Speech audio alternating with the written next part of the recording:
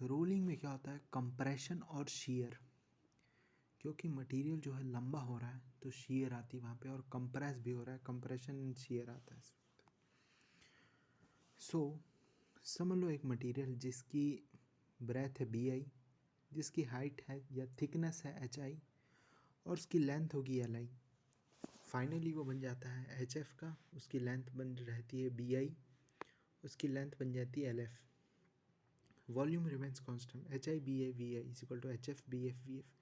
Continuity, ρ1 A1 V1 is equal to ρ2 A2 V2, ρ1 कटे तो A1 cross section area into V1 को हम length भी लिख सकते हैं, is equal to A2 V2। Delta is equal to HI minus HF is equal to 2R1 minus cos alpha, जहाँ R है diameter radius of roller, alpha को बोलते हैं बाइट एंगल। जब कोई अल्फ़ा एंगल दिया हो तो उसके करस्पॉन्डिंग की, और रेडियस R हो रोलर का, तो उसके करस्पॉन्डिंग क्या ड्राफ्ट आएगा, ये वो रिप्रेजेंट करता है। रोलिंग पॉसिबल, देखो रोलिंग होने की कंडीशन है, क्यों? क्योंकि इसमें आता है कुछ बैक प्रेशर, नहीं सॉरी, बैक वेलोसिटी और फॉरवर्ड वेलोसिटी, ऐसा कुछ आता है, जिसकी वजह से अगर म्यू tan अल्फ़ा से जस्ट इक्वल या बड़ा हो तभी रोलिंग पॉसिबल होगी। सो अगर क्वेश्चन में बोले और तुम्हें म्यू नहीं दिया या अल्फ़ा नहीं दिया, जैसे अल्फ़ा नहीं दिया तो म्यू दिया और अल्फ़ा नहीं दिया, तो इस mu is equal to tan alpha से निकालो, और अगर अल्फ़ा दिया म्यू नहीं दिया तो mu is equal to tan alpha से आंसर निकालो। Maximum possible reduction in one pass, एक पास में कितना मैक्सिमम पॉसिबल रिडक्शन हो सकता है, म्यू स्क्वायर R। जैसे 100 से 50 जाना है और एक पास में सिर्फ 20 mm रिड्यूस हो सकती है थिकनेस, तो हमें कितने करने पड़ेंगे, 100 से 80, 80 से 60, 60 से 60 से फिर 50, तो 3 पासेस करने पड़ेंगे। मतलब ये मैक्सिमम है, मैक्सिमम इतना हो सकता है, इससे मिनिमम भी हो सकता है, वो अल्फ़ा पर डिपेंड करेगा, पर मैक्सिमम इतना हो सकता है बस। Some important terms, LP is equal to projected length और stripped contact length is equal to √R delta H, alpha bite angle. Rolling force और roll separating force, F is equal to sigma mean flow stress into breadth of the work piece, ये वाली breadth, into R delta H मतलब roll strip contact length. Power क्या होगा, mean flow stress B R delta H 2πn/60। Torque क्या होगी, F/2 R delta H। देखो sigma mean flow stress निकालना बहुत ज़रूरी है, अगर वो फ्लो स्ट्रेस भी देगा फिर भी मीन फ्लो स्ट्रेस निकालना बहुत ज़रूरी है, पर अगर फ्लो स्ट्रेस किसी भी तरीके से नहीं निकल सकती सो या तो यील्ड लेनी पड़ेगी। देखो क्वेश्चन 103, 103, ये क्वेश्चन देखो, क्वेश्चन को ध्यान से पढ़ते हैं। A 4 mm thick aluminum sheet of width this is rolled into a 2 roll mill of roll diameter 200 mm each. The work piece is lubricated with a mineral oil which gives a coefficient of friction mu की value दी हुई। The flow stress of the material in megapascal is formula दिया हुआ है, where E is the true strain। अब देखो ये पहली बात तो मीन नहीं दिया हुआ, ये इस कर्व का इक्वेशन दिया हुआ। देखो जो हम कर्व पढ़ते थे पावर लॉ में, sigma is equal to K epsilon T⁻n, उसी का एक दूसरा वर्जन दिया हुआ है, इस कर्व की इक्वेशन दी हुई है। ये मीन फ्लो स्ट्रेस नहीं दिया हुआ है, क्यों नहीं दिया हुआ, देखो सिग्मा जो ट्रू है, सिग्मा ट्रू ET पे डिपेंड कर रहा है, जैसे जैसे ET बढ़ता जाएगा, जैसे जैसे थिकनेस कम होती जाएगी सिग्मा T भी चेंज होता जाएगा। अगर सिग्मा T चेंज होता जाएगा तो मीन की वैल्यू, मीन एक होता है, मीन क्या होता है, सिग्मा मीन फ्लो स्ट्रेस, ये जो यहाँ चेंज हो रहा है इसकी एक मीन वैल्यू तो होगी, वो मीन वैल्यू फाइंड करनी, ये मीन वैल्यू नहीं दी हुई अभी। एज्यूमिंग रोलिंग, ठीक है फालतू, roll separating force for maximum permissible draft, maximum permissible draft बोला है, मतलब delta is equal to mu square R, ठीक है। Use F is equal to 1.15 sigma average mean flow stress 1 plus mu L is equal to roll work piece contact length मतलब under root R del H अपन 2h average sheet thickness okay into W L okay no varies. पहली बात हमें mean flow stress निकालना है इस equation से। ये इक्वेशन कैसा है जैसे जैसे देखो अगर इक्वेशन में एवरेज बोला है तो एवरेज निकालना पड़ता है। देखो पहली बात इस फॉर्मूले में और जो हमने फॉर्मूला निकाला इसमें डिफरेंस क्या है। ये एक अलग तरह का फॉर्मूला है। अगर ये फार्मूला नहीं दिया था ना तो मैं अपना फार्मूला यूज़ करता, पर क्योंकि ये फार्मूला दिया हुआ है तो मुझे इसी का फार्मूला इस्तेमाल करना पड़ेगा। इसका एक रीज़न है इस फार्मूले के पीछे होने का, which I don't need to know. पहले उस जो इक्वेशन दी हुई है sigma is equal to Y is equal to 207 plus 414 X, where X varies from 0 to maximum draft किधर है, मैक्सिमम ड्राफ्ट है म्यू स्क्वायर आर की वैल्यू क्या है 1 mm, म्यू स्क्वायर आर की वैल्यू 1 mm आती है। तो मतलब 4 से 4 mm से 3 mm तक ले जाना है। तो ई टी की वैल्यू क्या है देखो,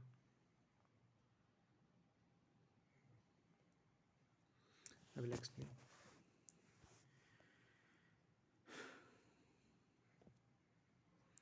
y is equal to 207 plus 414 x।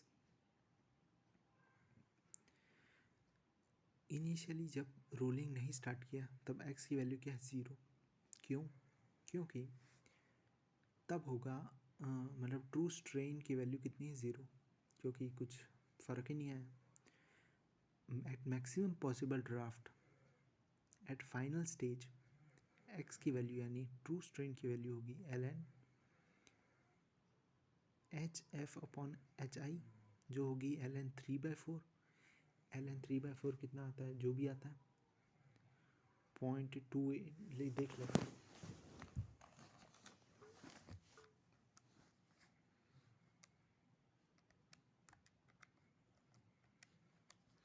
0.2876 minus में आता है। Minus represent just nothing compression, क्योंकि रोलिंग।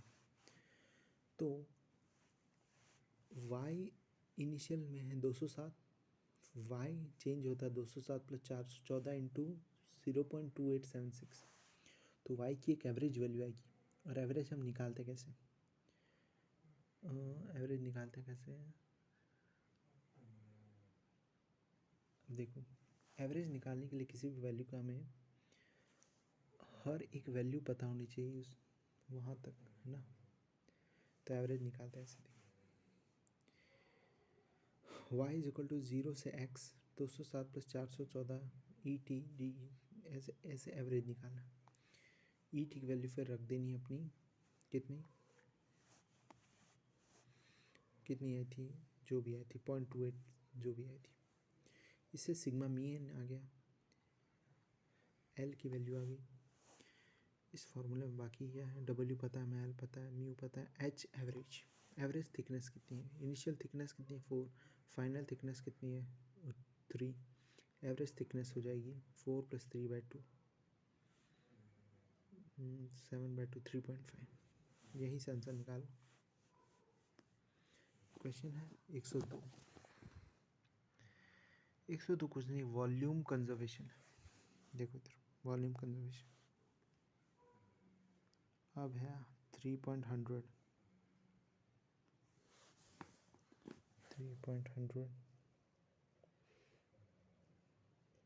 ठीक है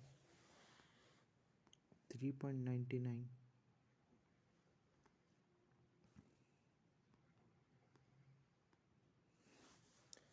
3.99 ओके 3.98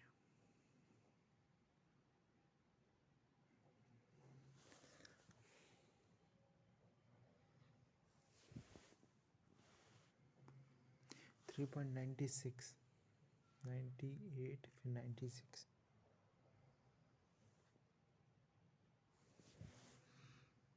3.94 3.94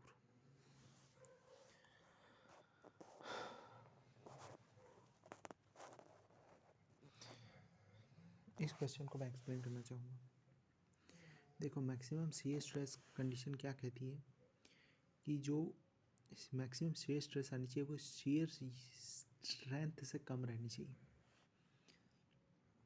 और शियर स्ट्रेंथ होती है कितनी, yield strength by 2 maximum shear stress. So ये फार्मूला है, is less than this. y की वैल्यू निकालो, y की वैल्यू 2 आएगी, ये या फिर ये। अब ऑप्शन 2 एलिमिनेट हो गए, निकालो को बात।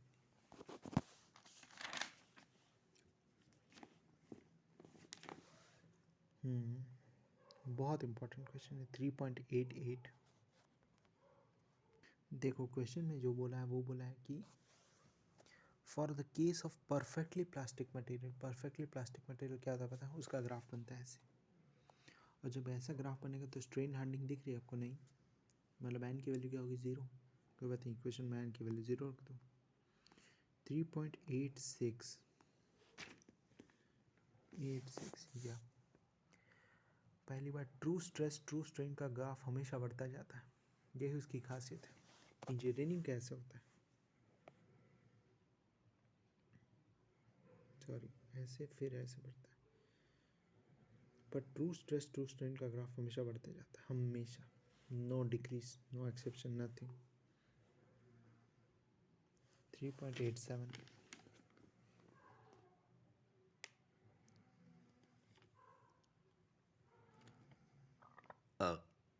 a bar is compressed to half of its original length. The magnitude of the true strain ET is equal to ln LF upon Li। इसका आंसर नेगेटिव में आएगा, और मैग्नीट्यूड पूछा है इसलिए इसका आंसर पॉजिटिव में आ रहा है। 3.85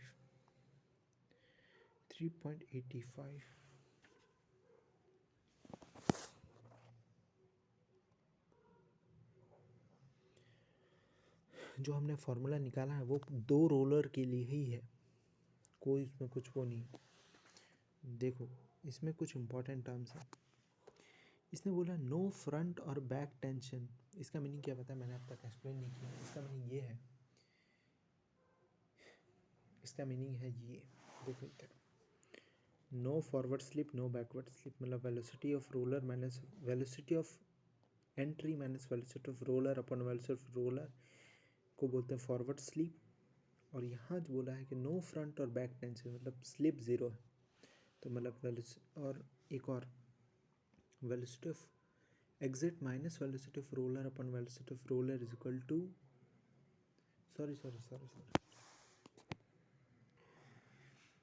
देखो, velocity of exit minus velocity of roller upon velocity of roller is equal to 0 को बोलते हैं फॉरवर्ड स्लिप। इसका मीनिंग जब एग्जिट पे जाएगी चीज़ें, और एंट्री को बोलते हैं बैक स्लिप। और बोला है कि नो फ्रंट और बैक स्लिप, तो मतलब velocity of exit is equal to velocity of roller, इससे एन की वैल्यू पता चलेगी। यूनिफॉर्म रोल प्रेशर दिया हुआ, और हमें क्वेश्चन में चाहिए एवरेज मीन फ्लो स्ट्रेस, निकाल सकते हैं कुछ भी तरीके से, तो यही होगा अपना mean flow stress. 3.79 3.79 3.78 3.77 now 3.75।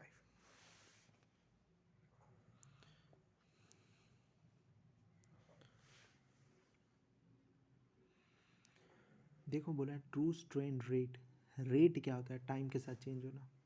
Strain का फार्मूला क्या है, E T is equal to L N L F upon L I. True strain rate मतलब D E T upon D T.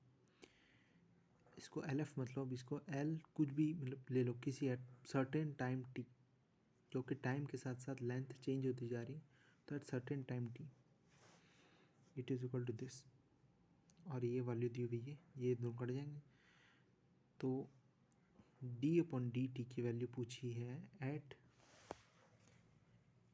And of 1 minute, at end of 1 minute मतलब T is equal to 1। So